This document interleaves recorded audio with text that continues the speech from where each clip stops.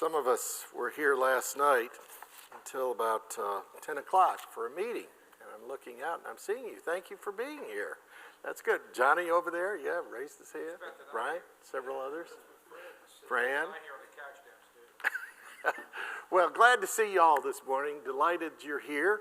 And I want to take a moment before we kind of dive into this thing and just say a word of thanks. I don't think anybody's taken the time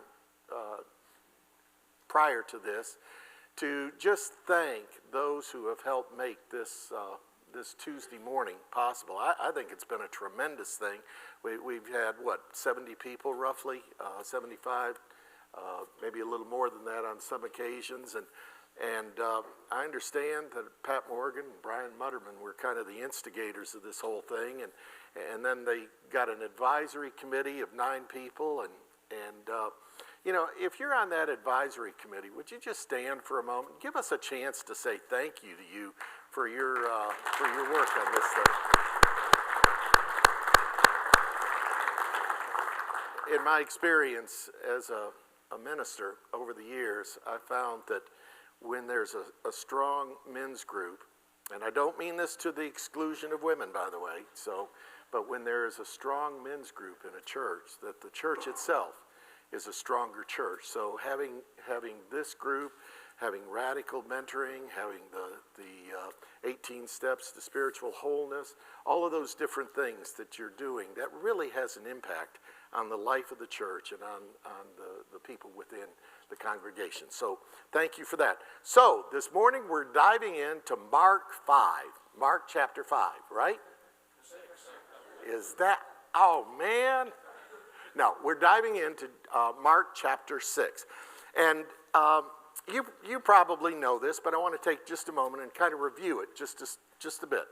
And that is that, you know, when you go to the bookstore and you buy a book, if you buy a novel, the novel is sort of divided up into various chapters, and each chapter has sort of a theme around it, or it may revolve around a scene, and then it'll move to another scene in another chapter.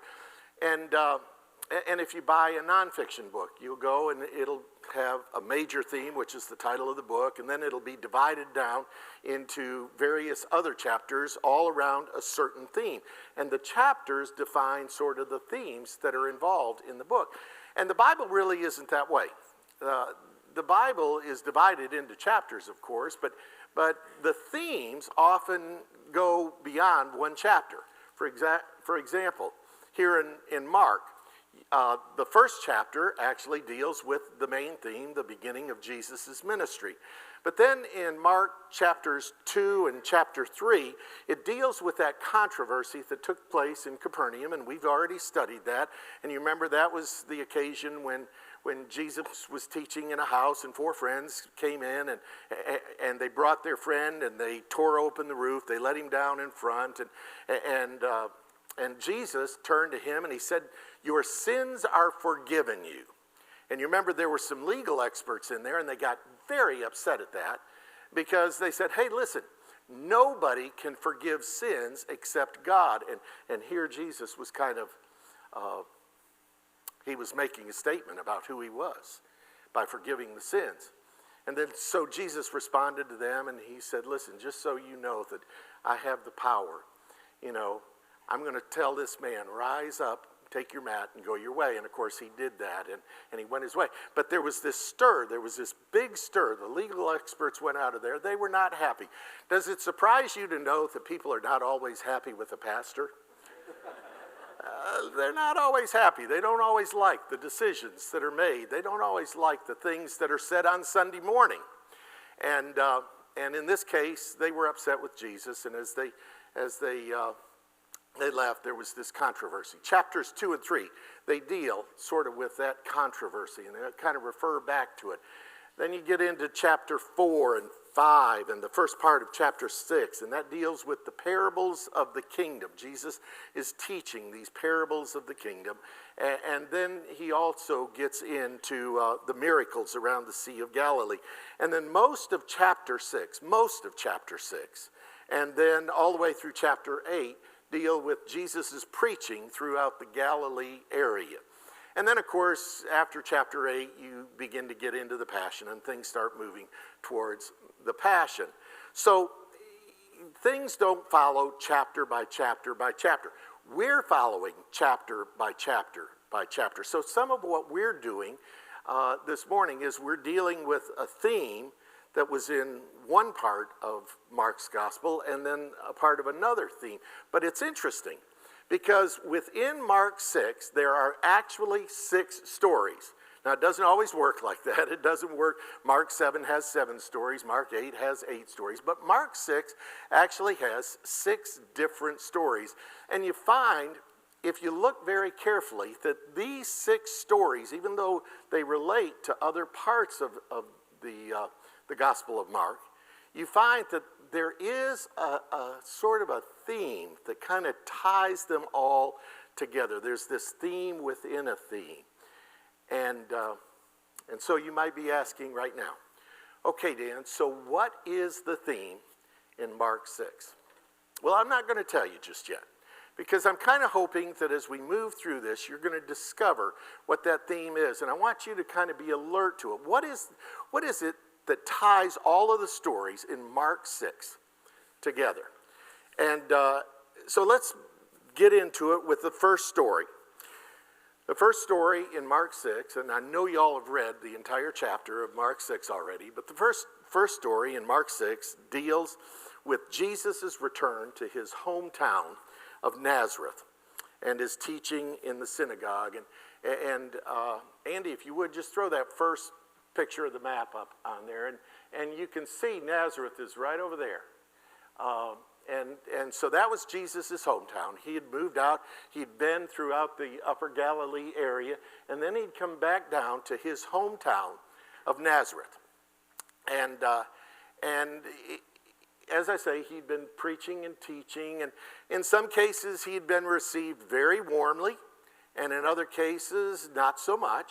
But he comes to his hometown, and of all of the places that a person would want to be received warmly, where would it be? Be in your hometown, right?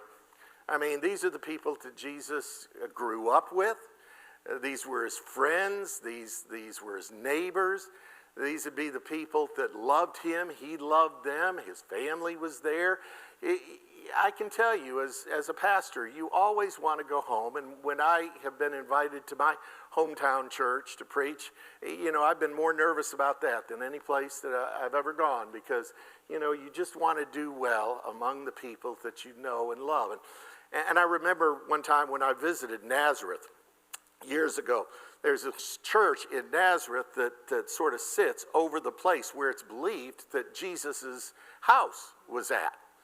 And it wasn't a house in the same sense, it was more of a cave, but that's the place where they believed Jesus was at. And I remember, you can sort of walk right up to it, but I remember as I was standing there and I was just looking at it, I sort of tried to imagine what it must have been like for Jesus. I imagined him as just a little child, just, a toddler sort of, and running around. And we often think of Jesus as divine, and we think of him as an adult, and we sometimes forget that he was a real man. He was flesh and blood like you and me, and so he was this toddler, and I imagined him, and I know that they didn't have this, but I sort of imagined him running through the screen door and going outside and playing with his friends and playing in the dirt and getting dirty and coming back in, and his mother getting on to him. And I imagined him as a teenager and some of the friends and where they would gather in that little community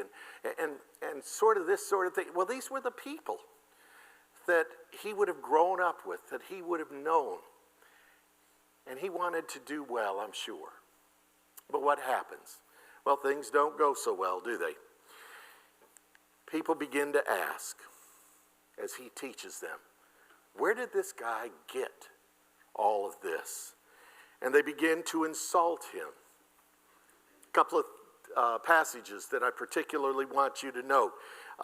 Note that phrase in there where they ask the question, isn't this Mary's son? It's a very important phrase, because typically in that time, in that culture, a man was identified by who his father was. Typically, the question would have been, isn't this Joseph's son? But that's not the question they ask. They ask, isn't this Mary's son? And so what are they saying by that? Well, they're actually calling into question who his father is. They're saying, well, maybe this guy is really the son of some other father than Joseph. So it's a sharp insult, just that one phrase. And then the other thing that I particularly want you to note is the question that they ask, isn't this the carpenter? Isn't this the carpenter? Now, the word that's used specifically is the word tekton. And that word referred to people who worked with wood, but people who also worked with hard materials. In that day, carpenters didn't really build houses. I mean, there weren't many houses that were built of wood. They were built of other materials. And so Jesus was he probably didn't build houses, but he probably built door frames. He probably built some other things with wood. And in that day, a carpenter was well thought of, but they weren't on the same class. The society was sort of divided down into classes. And a carpenter wouldn't have been on the same class as someone who studied the law, a Pharisee, a Sadducee, a scribe. And so Jesus is now in the synagogue and he's teaching. And in that day, people didn't really respond well to those who tried to move from one class to another class. And so they're kind of calling him into question. They're kind of challenging him. Why are you trying to do this? And so these things show just how deeply the people were offended by Jesus' teaching and how deeply Jesus was rejected in his hometown. One other key phrase I want you to notice about this passage. Notice that those words, and this was the one that really stuck out to me as I first started digging into this chapter 6. He was unable to do any miracles there, except that he placed his hands on a few sick people and healed them. He was unable to do any miracles. Some translations say he could do no deed of power there, except that he laid his hands on a few sick people and healed them. Have any of you ever had a member of your family who was really sick, and then had that same member of the family be healed or cured of that sickness?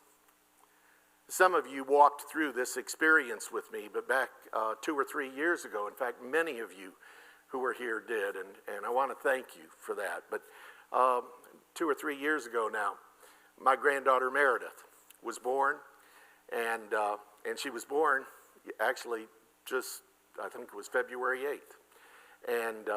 And so for the first 4 or 5 weeks, she was healthy as anything could be. But then they started noticing that there were problems, and then they took her to the doctor, and they found out that she had biliary atresia, which meant that she didn't have any ducts that went from the liver to the waste system, and all of this waste was collecting in her liver. And it was a very serious thing. And she went through a couple of surgeries. In fact, she went through several surgeries, and nothing seemed to be working. She nearly died on 2 different occasions. And for 6 months from that point forward, we watched her die just a little bit every day. She was going to have a liver, or she was going to die. Well, the end of that story is that another child somewhere died and gave their organ. And by the way, I would encourage everyone to be an organ donor. You give life to another human being. But this child died, and we never forget that. But that child offered the liver, or the parents did, and Meredith got the transplant. And we celebrated her 3rd birthday just the other day. Healthy as anything can be. Let me tell you, for me, that is a huge miracle. I mean, that's something that I stand in awe of every time I look at her. And yet here, Mark kind of treats the healing of sick people as if it's just sort of a passing thing. He could do no deed of power there except he laid his hands on a few sick people and cured them. As if the curing of sick people is really nothing at all. So what deed of power was it that Jesus really wanted to do? What miracle was it that he really wanted to do in his hometown? What miracle is it that stands high, high, high on Jesus' list? Is it possible? And I'm just asking the question, and I hope you're going to ask the questions around your tables later. Is it possible that one of the greatest miracles of all is the miracle of a changed heart? And that was the thing that Jesus was really hoping for in his hometown, the miracle of a changed heart. Okay, that's the first story. Second story that we move on to, by the way, how are we doing on time? I've got, man, it's 7:25. I've got until 8 o'clock, right? What do I have, another 5 minutes? Okay. Wow, we've got 5 stories to go through. We're going to move through these very quickly. So the second story, Jesus begins traveling through all of the villages, and you can find it right there, and it starts at verse 7. Verse 6, actually. Then Jesus traveled through the surrounding villages teaching. He called for the 12 and sent them out in pairs. He gave them authority over unclean spirits. He instructed them to take nothing for their journey except a walking stick, no bread, no bags, and no money in their belts. He told them to wear sandals, but not to put on 2 shirts. He said, whatever house you enter, remain there until you leave that place. Doesn't that sound like a yogiism? Whatever house you enter, remain there until you leave that place. It sounds sort of like Yogi Berra to me. Anyway, if a place doesn't welcome you or listen to you as you leave, shake the dust off your feet as a witness against them. So they went out and proclaimed that people should change their hearts and lives. Notice the changed hearts there, that they should change their hearts. They cast out many demons, and they anointed many sick people with olive oil and healed them. So notice what he says in verses 8 and 9. He tells them not to take anything for their journey except a walking stick. He tells them all of these things that they're not supposed to take with them. And so what's he saying to them? He's telling them that they need to travel light. Jesus knows that sometimes if you carry too much baggage with you, it can weigh down your journey. A few years ago, we went to Israel and we went to England, and my daughter, Catherine, was going with us on that trip. And Catherine, we said everybody can take one bag, and we all had these little bags. And Catherine took this huge bag, and we said, honey, whatever bag you take, you're going to have to handle it. And she said, well, I got to have this big bag for all of my clothes. She didn't, but she felt like she did. Let me tell you, that thing weighed her down the whole time. She was always running behind and struggling with that bag. And that's sort of what happens to us, isn't it? I mean, the same thing happens in our spiritual lives as we make our journey through life. We carry a lot of extra baggage. Maybe it's guilt. Maybe it's worry. Maybe it's anger. Maybe it's bitterness. Maybe it's something we're holding against our parents. We carry all of these different things sometimes along with us. And let me tell you what that does. That weighs down our journey as we make this journey through life. So that's the first thing that he tells them. The second thing that I want you to notice is what he says in verse 11. If a place doesn't welcome you, if a place rejects you, shake the dust from your feet and move on. Notice there that what happened to Jesus in Nazareth, he's preparing them for in the days ahead. In Nazareth, he was rejected. He's saying to them, listen, if you live out the faith, if you are a representative of the gospel, you're not always going to be accepted. You're not always going to be appreciated. It's not always that people are hostile to you. It's just that they don't see the importance of it. They're not going to appreciate it in any way, and they're just going to write you off over into a category, and they're just going to move on. Don't expect everybody to respond well to you if you become a representative of the faith and if you become one who proclaims the gospel of Christ. So again, we're seeing this theme of rejection that is in this story. Third story deals with the death of John the Baptist. And here's sort of the way that it unfolds. Herod had heard about all of the things because the disciples went out and they were proclaiming, and all of these things got back to Herod and about what they were doing, and he had heard about all of the things that Jesus was doing.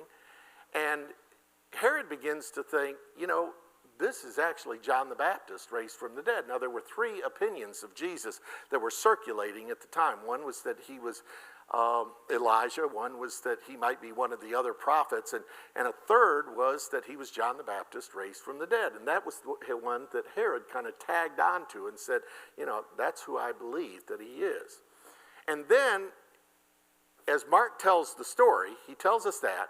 But then, you know how you've seen those movies where they have the tagline down at the bottom? They'll start into a scene, and then it'll kind of revert back to weeks or months earlier, and it'll say 3 months earlier, and it'll go into that scene before it comes back to the present. That's sort of what Mark is doing here, and he tells us what happened with John the Baptist, how Herod had arrested him, and it all had to do with his marrying of his brother's wife, and John being critical of him, and all of that sort of thing. And then his daughter Herodias dances for him, and he makes that promise. Listen, you can have whatever you want, even up to the half of my kingdom. Now, he was exaggerating the point. If she had asked for half of the kingdom, would he have given it to her? No, of course not. He wouldn't have given it to her. But he was exaggerating the point. But there was within his power the ability to order that John the Baptist be killed, beheaded. And that's exactly what happened. And then Mark, so again, what do you notice about this story? And I'm moving very rapidly. I'm skipping out parts, but what do you notice about this? This is a story, again, about rejection. It's about the rejection of John the Baptist and about the message that he began to proclaim. So back to back to back, you have three stories about rejection. Jesus is rejected, John the Baptist was rejected, and Jesus prepares his disciples for the fact that they might be rejected. Now let's quickly, and I mean really quickly, I've got about 4 minutes here. Let's turn to the next three stories in this gospel. The first story deals with the feeding of the 5,000. And so now we come back to the disciples have returned to Jesus. There's this story of John the Baptist that's sort of interspersed, and Jesus has sent the disciples out, but the disciples come back and they begin to tell Jesus about all the things that they did and taught. And there is a lot of activity going on. People are all around. Ever had that experience? Where your life is just full of activity, people are everywhere, and Jesus notices that they are tired, and so he invites them. I love this phrase, come away by yourselves. Come away by yourselves to a secluded place. So they get into a boat and they head across to the other side of the Sea of Galilee. And if we could show this other one, yeah, right there. So please notice that, if they're crossing the Sea of Galilee, let's say they're crossing it somewhere in here or maybe over in here, and they're crossing over to here. It's not that far across the Sea of Galilee. And you can actually see across the Sea of Galilee. So the people over here see where they're headed, and they start following, and they run around, and they get to where Jesus is headed before Jesus actually gets there, and before the disciples get there. So as they come out, and all of these people are there, Ever been so exhausted you just wanted time by yourself, and suddenly you walk in and there are all of these people around you? And so what does Jesus do? Jesus ministers to them. We're told that he had compassion on them because they were like sheep without a shepherd. And he begins to minister to them, and they minister to them all day. And then as the day grows late, the disciples come. And this is the part I particularly want you to notice. The disciples come to Jesus and they say, okay, send them away. And that's the phrase they use. Send them away. And then they try to, give reason for their wanting him to send them away so that they can go and get something to eat. I'm sure it had nothing to do with the fact that they were exhausted. Send them away so that they can go and get something to eat. How does Jesus respond? Jesus says, you give them something to eat. Notice the difference in the tone of that. Send them away. You give them something to eat. And then, of course, he performs the miracle of multiplication. There they take the 5 loaves and the 2 fish, and he multiplies it, and he feeds the 5,000 people that are there, and there are 12 baskets of leftover. What I'm really trying to press you on is to notice that the disciples, there's been all of this talk about rejection, but how does Jesus tell his disciples to respond to those that they want to reject? He tells them to have compassion on them. Compassion. So the first 3 stories deal with rejection, and now we're starting to turn to the importance of compassion. Second story. And so following the feeding of the 5,000, Jesus sends the disciples again across to the other side of the Sea of Galilee.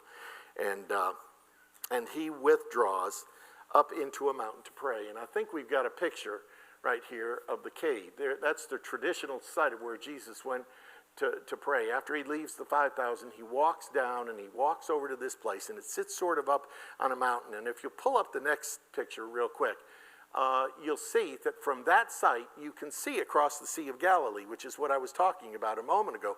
You can be there and you can be watching what was happening. And David was actually telling me yesterday, and I didn't know this, but this site is also a place where they do spotting for fish. That from this site you can see where the schools of fish are. And so Jesus was up there in that place, and he was praying, and the disciples go out in this boat. And we've already learned how once they were out in a boat, and as they were out in the boat, a storm blew up. Well, this time we're told that the winds were against them. Ever felt like the winds were against you? Ever go through a season in your life where it just seemed like there was one thing after another that was against you? The winds were against them, we're told. And so Jesus sees them struggling, and we're told that he comes walking to them on water. And then he gets into this boat, and the water, the winds calm down, everything settles down, and he's able to help them during this time. And again, I'm moving very, very quickly through this stuff.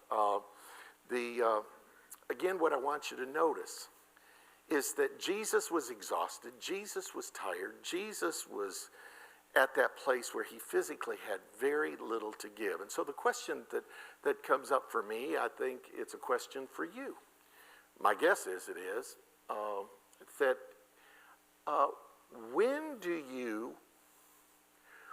you set aside your own needs to care for other people? And when do you make sure that you care for yourself first? When do you set aside your own needs to care for other people? And when do you